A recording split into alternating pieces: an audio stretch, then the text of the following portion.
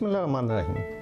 हर इंसान जो दुनिया में पैदा होता है वो मुसलमान पैदा होता है, और ये हज़रत आदम अलैहिस्सलाम से लेके क़यामत तक जितने लोग पैदा होंगे वो सब मुसलमान होंगे। इसका जिक्र सूरह बकरा में इस तरह से बयान किया जाता है कि पहली 10 नस्लें जो थीं वो एक ही खुदा को मान रही थी, मतलब एक ही खुदा की इबादत कर रही थी। उसके बाद उनमें नफाक पैदा होना शुरू हो गया, तो उसके बाद फिर अल्लाह ताला ने पैगंबर और अपने नबी उनकी हिदायत के लिए भिजवाना शुरू हुए। वैसे तो कहा जाता है कि हज़रत आदम अलैहिस्सलाम पहले मुसलमान भी थे और पहले पैगंबर भी थे, जो अल्लाह का पैगाम लेके आए थे कि उन्होंने किस तरह से आगे जो नस्ल चलनी है उसको हिदायत देनी है। उसके बाद हुजूर सल्लल्लाहु अलैहि वसल्लम की एक हदीस भी है जो कि टाइटल में नीचे इंग्लिश में कोट की हुई है कि हर बच्चा जो पैदा होता है वो मुसलमान पैदा होता है, और उसके बाद जो उसके वालिदैन का मज़हब होता है या जिस तरफ उसके वालिदैन लगाना चाहते हैं, वो क्रिश्चियन है, वो यहूदी हैं, वो मुसलमान है, वो उसको उस तरफ लगा देते हैं। और जो पिछली 2 वीडियो इस्लाम की जो लाइफ हम गुजार रहे हैं उसके ऊपर पीछे 2 वीडियो अवेलेबल है, तो उनमें से जो पहली वीडियो है उसमें भी बताया था, और इसका जिक्र सूरह मोमिन में है कि इंसान की 3 ज़िंदगियाँ होती हैं और 2 दफ़ा उसको मौत आती है।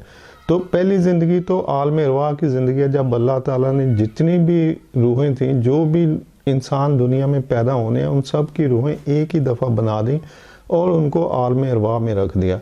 तो जब अल्लाह ताला ने सारी रूहें जो भी क़यामत तक इंसान पैदा होने हैं वो सब एक ही दफ़ा उनकी रूहें बना के आलम अरवाह में रख दी, तो उनमें कोई यहूदी, क्रिश्चियन, बौद्ध या मुस्लिम नहीं था, वो सारे के सारे मुसलमान थे।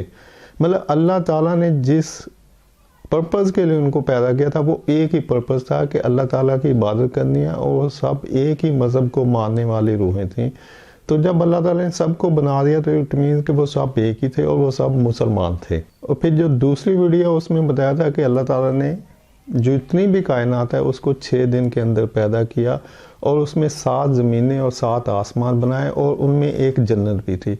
मतलब जब अल्लाह ताला ने ये कायनात बनाई तो उसमें एक जन्नत बनाई जिसके अंदर इंसान को रखा गया। ये तो इंसान की वो गलती थी जिसकी बिना पर फिर उसको ज़मीन पे भिजवाया गया, अदरवाइज़ जो कायनात बनाई गई उसमें एक जन्नत बनाई गई थी जिसमें इंसान को रखा गया, और वही उसका घर था। तो मकसद बताने का ये था कि जब हमने इसको स्टार्ट किया था कि इंसान किस तरह से पैदा किया, यानी पहले उसकी रूहें पैदा की गई, फिर उस कायनात को बनाया गया जिसमें ज़मीन, आसमान और जन्नत बनाई गई, और उसके बाद उन रूहों को जब पैदा किया गया तो वो सारी की सारी मुसलमान थे, वो हर रूह मुसलमान रूह थी। और जब भी कोई बच्चा पैदा होता है दुनिया में वो मुसलमान होता है, और इसकी 2 एविडेंस अवेलेबल है। नंबर 1 तो कुरान पाक की सूरह बकरा में लिखा हुआ है कि पहले जितने भी लोग आए उनमें कहा जाता है कि तकरीबन 10 नस्लों तक सब लोग एक ही मज़हब को मानने वाले थे, एक ही खुदा को मानने वाले थे। उसके बाद फिर इनमें